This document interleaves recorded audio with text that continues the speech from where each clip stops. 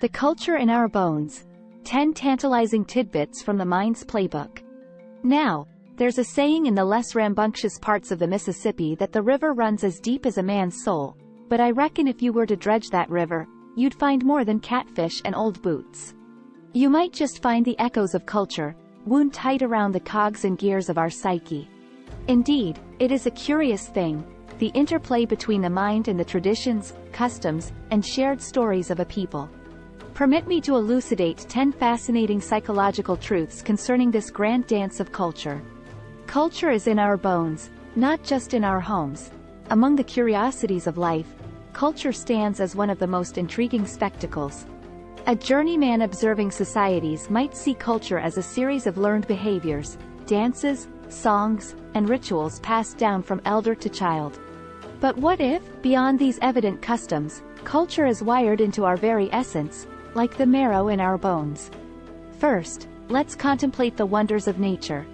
A newly hatched turtle, untouched by the teachings of its ancestors, instinctively crawls toward the sea. Butterflies, with no maps or compasses, traverse continents to return to ancestral breeding grounds. These are not learned behaviors, but deep-seated instincts, born from eons of survival and adaptation.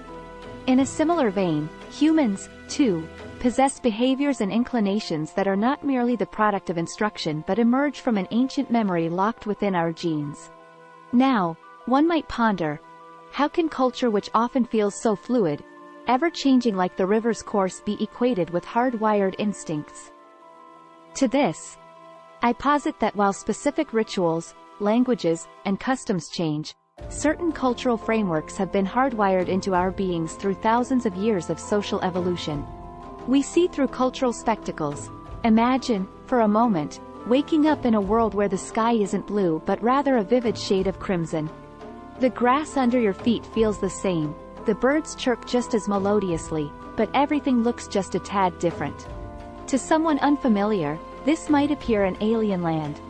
But to its inhabitants, this is normal, as regular as morning coffee. This allegory aptly represents the way cultural lenses can shape and color our reality. Every human being, from the moment they are born, is indoctrinated into a world steeped in culture. They're sung lullabies particular to their region, told stories that echo the morals of their community, and fed foods that resonate with their ancestral lineage. This continuous immersion subtly, yet definitively, molds their perceptions. Take the example of color. In the English language, we have distinct words for blue and green. But in some languages, like Japanese, historically there was no linguistic distinction between the two. The color ao could mean both blue and green, depending on the context. Does this mean the Japanese people couldn't see the difference? Not at all. It's just that their cultural and linguistic lens fused the two into a singular shade. Emotions are cultural chameleons. While the stirring in our chests might seem universal, how we express or suppress these stirrings is painted in broad strokes by our cultural canvas. A man from New Orleans might express grief differently from a man in Tokyo, but both hearts bleed just the same. Culture dictates memory's script. What we remember and how vividly we do so can be influenced by our cultural mores. It's akin to how every town along the Mississippi has its own version of the tale of the haunted paddle steamer. The core may be the same, but the details differ.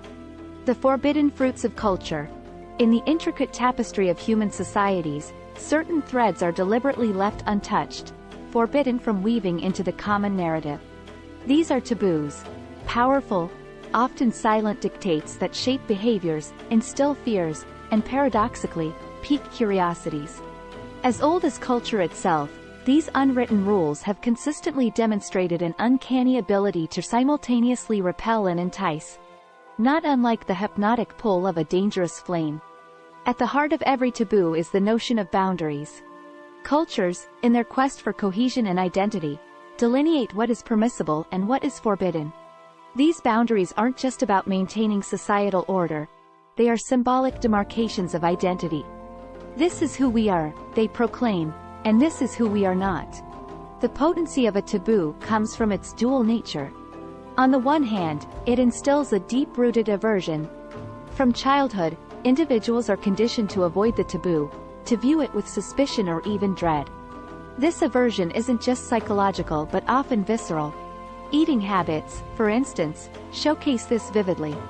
What one culture relishes as a delicacy, another might regard with profound revulsion, based on deep-seated taboos. Yet, as with all things forbidden, taboos also exert a magnetic allure. They beckon with the promise of the unknown, the thrill of transgression. This attraction to the taboo isn't mere rebellion.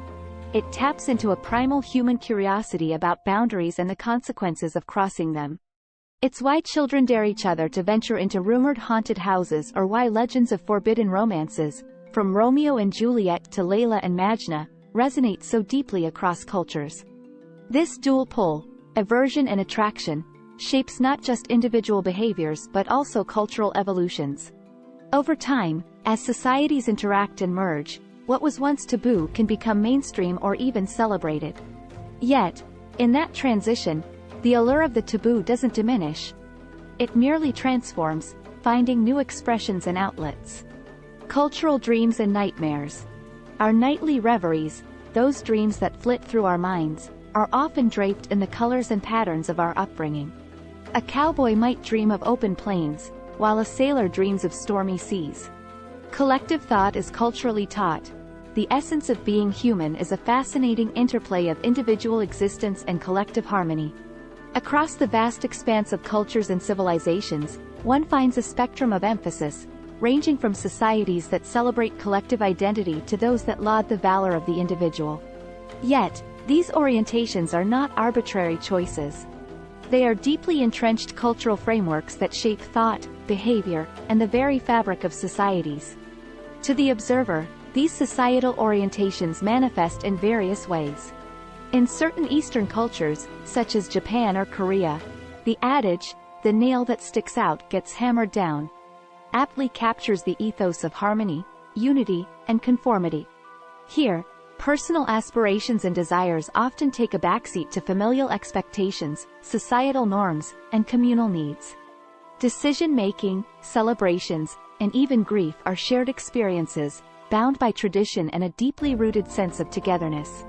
The emphasis isn't on suppressing the individual but on recognizing the individual's place within the larger community. Contrast this with the rugged individualism often associated with the Western narrative, especially in countries like the United States. From the tales of frontier pioneers to the modern-day stories of entrepreneurs and innovators, the narrative celebrates autonomy, personal agency, and the pursuit of one's dreams, even in the face of societal skepticism or opposition.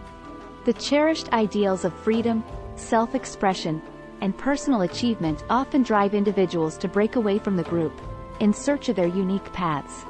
One might wonder, how do these cultural orientations emerge, and why are they so deeply ingrained? The roots of these inclinations often trace back to historical, geographical, and socio-economic factors. For instance, agrarian societies that relied heavily on communal farming and shared resources naturally fostered a collective mindset. Shared labor, shared rewards. On the other hand, societies formed on exploration, migration, or pioneering, like the American frontier, nurtured values of self-reliance and individual grit. Religion and philosophy, too, play their roles.